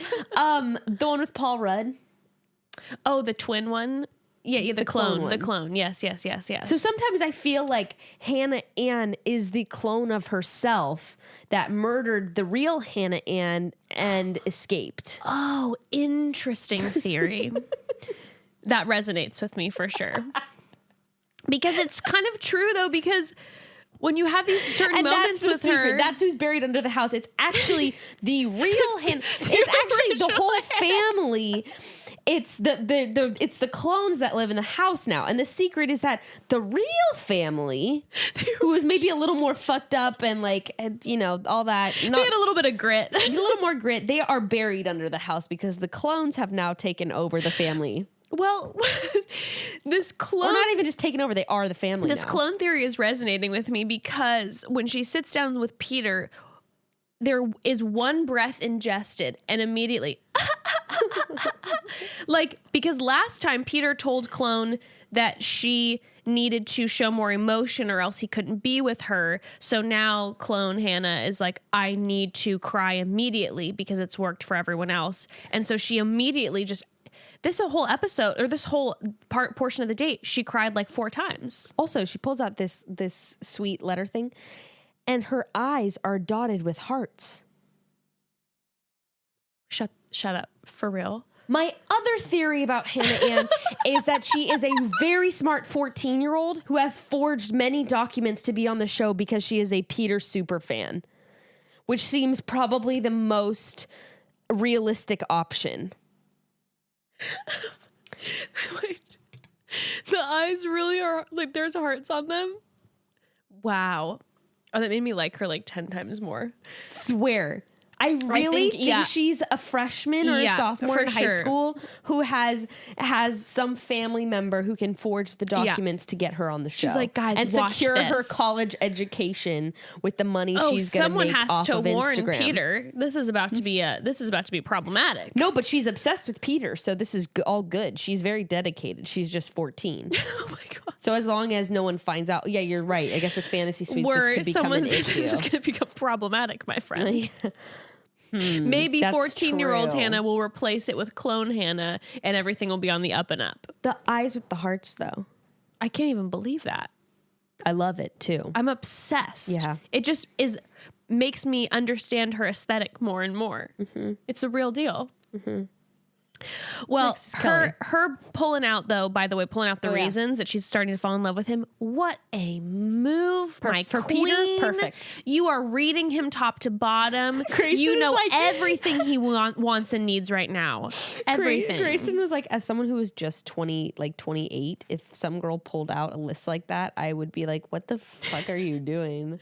But what Peter immediately envelops her in one of his Dylan hugs and is just like, this means everything to me. Now I feel secure in now you have proven you. your worth. Oh okay, my Kelly gosh. now. Yes. Which she goes into their conversation and just immediately starts listing off reasons why their relationship is good, which was really weird to me. She definitely seems like she knows what's coming a little bit. But she's also like overcompensating with this like But I think confidence. she's pulling her version of a Hannah Ann. That this is her letter getting pulled out. Okay. She's like, okay, Peter wants me to tell him how much he means to me, so I'm going to make sure he knows how good our relationship is, and I'm going to verbalize it because last week he told me I wasn't talking enough or showing enough emotion. Which, while they're having their moment, by the way, Victoria F is already throwing a full-blown temper tantrum and saying that she's pissed off and it's annoying to be around her. Whatever. I have things. Well, and the line of Kelly saying, just give me a rose, chop, chop, like I said, was played over about a dozen times. Yeah. So when she actually says it, you're like, wow, you really suck, even though like it's the same line. And what she's saying was not just like whatever. And also, like, I feel like at this point, we've seen every person crack to a certain extent. Yeah. I feel like this is our moment of seeing Kelly cracking. And to be real, it wasn't that big of a thing. No, it wasn't. So if that's her cracking, she can really, she can handle it. 'Cause Yeah. again, let's remember, she's been on the same ride as all these other people, dealing with the same drama, living in the same house, she's really kept it together. So now she's irritated. Yep. I give her grace for that one. Yeah, absolutely. And she didn't really do anything. No. Just a couple annoying out of context comments, it seems. But Peter's just worried if she's more interested in fun being there. And she's just like, I'm like, at what point, what would give you that impression about her? Yeah, she keeps using the word like, well, we're having fun together. But that's her being like, I'm enjoying my time with you. And I'd be like, bitch, do you think this is fun? If I was Kelly and he'd be like, are you just here for the fun? I'd be like, do you know what it's like dealing with all these people? Yeah, do you think being on The Bachelor as a contestant, do you think I'm having fun? Don't my eyes look more traumatized to you? She's like, have you been having fun on this show? Because look at you. You have scars. You look like you're going to cry now every 5 seconds. 40% more gray hair. Yeah. You've aged 100%. Okay, let's get to Victoria's conversation. Okay, let's talk Victoria's conversation, my friend. First of all, immediately an awkward pause. She's doing her thing. She does this every single time. Every time they ever sit down, he asks how she is, and she's always like, I'm okay. And she always looks away. Always. Won't make eye contact. Because she wants him to pursue the situation. So then after that, what does he say to her? What does he ask her? So he brings up the fact that they've been in kind of a weird spot last week and they left it off a little weird with all the drama that went down with her. And he wants to know what she makes of it. And she immediately gets so defensive and okay, I don't really know. And if you're going to use our time to talk about that, and then like is just saying all this shit, and then it goes, I don't know if I can move forward if this keeps happening. I was like, whoa. And when she says to him, every time we're together, you're in a mood and it's frustrating. I could not. I was like, damn, you've got balls. I mean, holy shit. Like, let's just fast forward and look at every situation. At what point, my dear Victoria, has Peter ever been in a mood with you? Or is Peter the one chasing you crying every single episode? Yeah. Every single episode. Here's the thing. And you could see his face getting kind of pissed where he's like, what the fuck? He's peeved. And last week, I tried to give Victoria the benefit of the doubt because, hey, people make mistakes. And I wanted to be like, I see, and there's deeper reasons. And I tried after this. I'm like, this is absolute bullshit. This girl, no. I tried. You know what I mean? You try to see past the clouds with someone a little bit. You try to see. Like, I can relate. Yeah, I resonated with certain things. Like, yeah, no, I would never. This was insane bullshit. This was bullshittery to the finest. It was super childish. I mean, super childish. Like, that is the word to describe. These are games you play when you're like 15 with your and you're seeing her moments ago to the producer saying how annoying she is today. Like, I'm so annoying to be around today because I'm this way. And then knowing that you're in a pissed off mood because you're just in a pissed off mood, you go and immediately tell him he's always in a bad mood. And then when he responds and he says a point, he said, you've given me reasons to doubt. And her face was like scary when he said that. Well, and even before he said that, he was like, he continued to pet her. He didn't react. And she's like, I'm sorry that you feel that way. He was so low key with her. Oh my gosh. It was absurd. And then was it her that said it's easier to lose you now line, so that like yes. Now I'm like, this is bullshit. She doesn't want to get to the end and then lose you because it's easier not to have him in the first place. Which I'm like, all right, I guess chalk this up to your self-sabotage, which obviously seems to be partially true, but bad fucking attitude. Bad behavior. Bad taste in my mouth all around. It was just like, this is no bueno. That immediate response where it was just like, he just asked her like, where are you at? Like the most, but just, where are you at with this? And her immediate defensive, sarcastic response of like, okay, I don't really know. The level of defensiveness was, I just kept thinking about if all the rumors are true, maybe this is why the defensiveness is so out of control. Because if she's going in and now all of a sudden you're in the top 4, or she's thinking maybe I'm about to be in the top 4 hometown, and I know there's all this, I have all this baggage that people might find out about, and it might go all over the internet. Part of me is almost like, are you trying to end this because you know that your dirty laundry is about to be aired and like maybe you didn't think you were going to get that far? I don't know.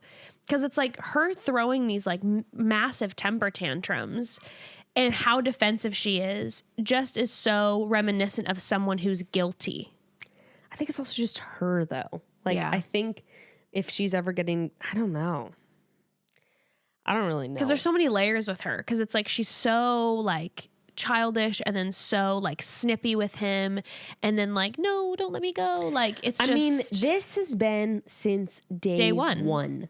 Since their first date of this crying and running into the corner bullshit that she's been pulling. And so it's just exhausting. Like so exhausting, but so one of those relationships that could drag on for so long. Mm-hmm. Like they could totally in the real we all have the friend. We all have the couple friend that everyone's like they need to break up. And if you don't have one, you're it. Where, you know, it's like on and off for like 4 years. Mm-hmm. In real life, they could totally be that. It's very true. It's very true. Oy.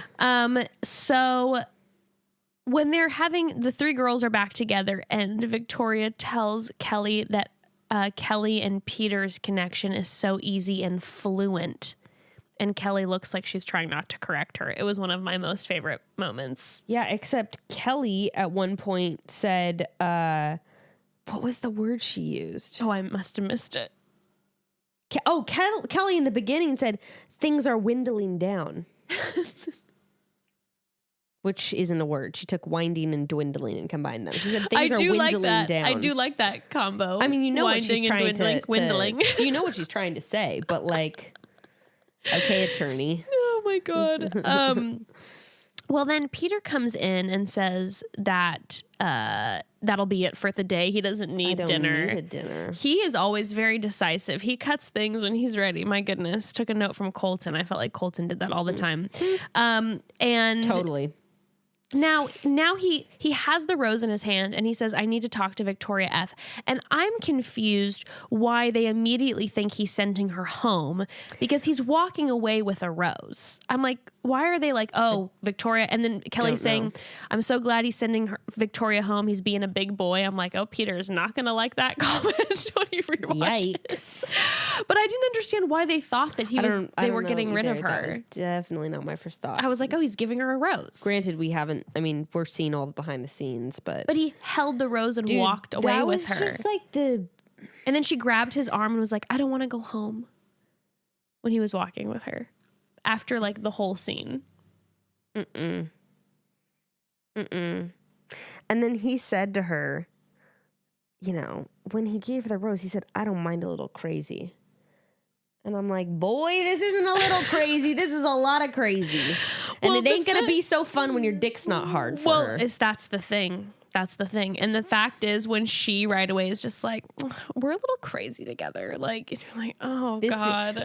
This is a potentially abusive relationship. Yeah, this is emotionally unhealthy. Yes. Unhealthy. This is like manipulation to the highest level that's happening right now. And my goodness, run for the hills. This is like both of them are going to get isolated from their friends and going to be enveloped in this dramatic world of ups and downs. You both need to cut it immediately.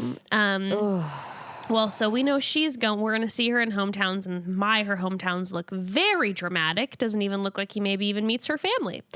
Because guess what? She took one of her little tantrums too far. Like, or they go back to her own town. He starts to find out some shit. No, I don't think that's it. I think that she's just like we see in the preview. They get into it again. Wow. They really are that couple. Like when you're out to dinner with friends and then shit's going down, like while you're getting drinks and you're like, oh, no, God. we all know that couple. Like we all know the couple who everyone in the friend group is like, we love her. We love him. They need to break up immediately. Now, I don't feel like I necessarily love her, but you know what I mean. Bad news. Bad news. Well, all right. Now Peter in front. Now he removes Victoria to give her a rose, and then he gives the other one in front of both the girls. Which I was like, is this forced production? Because this feels brutal. But it was also the buildup I was needing. Yes. For this last. It's true. This last rose, because he said one thing to each of them, sounded like each of them were going home. I was like, who is he gonna give the rose to? I knew Kelly was going home. They had built her up too much, kind of making her look bitchy. It was like they were sending her home for sure. The hometown. So he gives Hannah the rose, and the second he walks away with Kelly, Hannah starts doing the robot cry.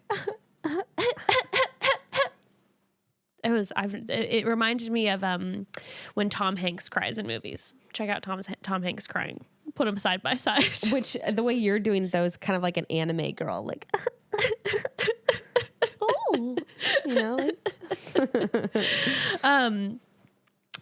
But yeah. But also like Kelly she's not crying. She doesn't seem that bummed. But also like, but she seems irritated though. Well, and honestly, like I can see her perspective because look at the top four. Yeah. Look at the four girls. You've got Victoria F. and Kelsey, who have been really in the middle of all the drama. Yeah. Like, and then you have Hannah Ann and who's the fourth person? I wonder who. Wait, Hannah Ann and Madison. I wonder Madison's who Kelly was close with in the house. That's what I'm curious about, and I wonder when he sent that person home. Don't know. I have this feeling like it was Savannah, but maybe that's just in my fantasies that they were close. I kind of see that. Well, yeah, she's just over it. So I could kind of see her being like, okay, like she's like the four left are babies, or little babies, and she's like, I'm out. I'm curious if part of me feels like Kelly is one of those people who's not going to come back, like out of her own decision. Yeah, I could see them being like, we want you on Paradise, and her being like, nah, I'm good. Yeah. Over it. I still like her. I don't care that I don't know why they're trying to paint her as like bitchy and I know. I liked her too. Stupid. Maybe they're trying to just make us finally like a couple people. Maybe so like root for the other girls. Yeah, because it's been so like rough the entire time that they're like, okay, we need America to get behind one of these four girls. So I guess I'll take Kelsey. Like, yeah, she's probably the girl that I'd be like, yeah, she seems like, I don't know. Well, preview and we see that Madison is indeed the virgin. Madison is the virgin. We see Victoria this. is indeed being crazy again. Back to her old ways that never left. And it looks like Hannah Ann's going to have the tough dad. Yeah. Oh, I liked his preview where he's just like, I would prefer you not say that to my daughter. Bekah and I live for the tough dad. I love the tough dad or the tough mom. Are you kidding me? You come back with my kid, and after a few weeks, you're like, I would like to propose to them. I would be a tough mom, and I would hope my husband would be a tough some dad. of them, like most of them, usually like kind of come around, but the other one are like, "I'll give you my blessing." But then sometimes, remember, I think it was Tasha's dad who was like, "No," and I was obsessed. Me too. He was the one who talked about microwaving the relationship. I think. Oh, he was the king. No, listen. If my daughter went on the show and she brought back someone. And the person was like, I would like to propose. You would have got your boob job in those my 6 boobs weeks. would be gigantic. She's like, Mom. Oh my God, how did you go from a B to an F got all so this quickly? Botox. I'm just like look completely different. I'm like, finally my moment to shine on the screen. But I would shut that shit down and I'd be like, I love you. Your choice is your choice. You're a grown-ass woman. Am I going to give you my blessing? I mean, no, but like my daughter doesn't need my blessing. I don't fucking know you. I love her. I support her decision. Do I think it's dumb? Probably. But what am I supposed to say? I'm not going to be like, yes, please take her for yourself. Like, we can just see the way she looks at you. Like, no, I'm not going to say any of that bullshit. I'd be like, I've known you for 10 minutes. No. Look, my daughter's dumb as fuck sometimes, okay? And I don't always trust her judgment with men. So, I don't know. We'll see how this plays out. And that's that. And that's the tea. Okay. We just real quick need to talk about theories because yes, let's here's talk the theories. thing about here's the thing about the arrangement of the scenes, because so they've been showing this scene where Chris Harrison says, which I typed out, yes, before you do what you're about to do, there's something you should know. And then he says something like, we all just found out, whatever. So at first I was okay, and then after that they always cut to his mom doing the crying scene. Of course. Now, Barbara Gate. Obviously, or maybe not so obviously, Barbara Gate comes before this scene. Barbara Gate is most likely happening when his family is meeting the women. So my theory with Barbara Gate is two theories. Either one, Victoria F. Not Victoria F. Whatever the fuck. Victoria. Just Victoria. Yeah, it is Victoria F. Victoria,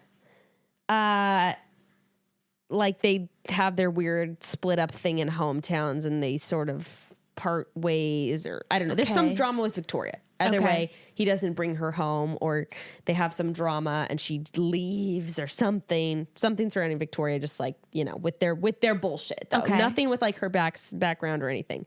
Just her bullshit. And, you know, his mom being his mom, she's like, it's the start of a perfect love story. Like, I'm like, oh, Jesus. Or Madison leaves because of the virginity thing in with the top three. And then, you know, she's saying, bring her home to us because of that. But then I think that the Chris Harrison thing is totally unrelated. And I think that it is about Victoria, because I was trying to think, like, I was putting different scenarios where it's like, maybe he's about to propose to Madison and she just found out her dad died or something. But with that's why I interesting, and like then a tragedy, and then puts the show on hold, and then they don't have an ending because she goes, something like happens. Interesting. But Chris's wording, before you do what you're about to do, which implies that she's about to show up, whoever she is, and that he's about to propose. Chris says, there's something you should know. It's not like he's saying, there's something we all just found out. This happened. What like, are your it's thoughts horrible. on Hannah Brown coming back? No. Because when he's asking about where's his favorite producer, if that was Hannah's producer too. No, the Chris's urgency in his eyes and the way he says it's we all just found out. He wouldn't be saying that about, like, you know, Chris's facial reactions, and you know with Hannah he'd be like, there is something you should know. Yeah, and he'd be sort of like peaceful about Chris it. like is like running, and he literally can't contain a smile because I think it's horrible news, but he's so excited about the tea that Chris is like, okay, I need to tell you something. So that's why I started thinking maybe it's horrible news about like a death or something, but his wording where he says like, before you do what you're about to do, and I don't think he'd have that facial expression if it was a tragedy. No, it's tea. It's tea. Major tea. Yeah. And then that's why Peter says, this is not what I see. Because when he said that, this is not what I need to hear right now. Again, I'm thinking like maybe a tragedy, a family issue. I think it's Victoria T for sure. I would bet money on it. Yeah, well, that was one of our thoughts from the very, very beginning. Of course, it's like the most obvious thing. But I don't know. But I think the bring her home to us is unrelated. Interesting piece. Also don't think the pregnancy thing is true. I saw Peter in an interview where they were talking to him about rumors. Yeah, and he was like, I heard someone was pregnant. And he said in an interview though, but here's the thing. What? I don't think it's the Victoria thing either, because he did say in an interview recently that he hasn't heard any theories that are correct yet. And that is one of the biggest theories going around. And Peter said like a few days ago in an interview that he's like, I haven't heard the right theory yet. Unless he's being shady. He seemed pretty like, I haven't heard it yet. But is the Victoria thing like a really big theory? I feel like he's talking more about like theories of who he ends up with. No, the ending. I think he was talking about the ending. I still think it's Victoria T. Because I don't want to investigate this. And if someone could give us the intel on this, I really want to know. I didn't want to look up when Reality Steve was first posting about it or when he first found out. But I do feel like it was in November towards the end of filming. Yeah. When some of this stuff was starting to come forward. Or I wasn't sure when the cast list initially got released, when people found out Victoria was going to be on the show. Interesting. But I don't know if someone can cross-reference like when Reality Steve found out. Well, you know who's hanging out together? Who I saw post a couple days ago or 2 days yesterday. I don't know. Who? Victoria P and Victoria F are like BFFs. Yeah, I mean, that seemed obvious on the show. And they're like hanging out outside, both being the villains of the season together. Ew. Anyways. Anyway. Well, I cannot wait for Hometowns. It's my favorite week. Actually, no, Fantasy Suite is. Maybe Hometowns. I don't know. It's a toss up. Fantasy Suite is just going to be it's going to be uncomfortable. Drama. Like they're going to make a whole deal of it. I'm excited for the Hometowns. I love a hometown date. Me too. Mm-hmm. Now my bladder's about to bust. I have to pee so bad. So we'll chat soon, broads. We will chat soon. Bye.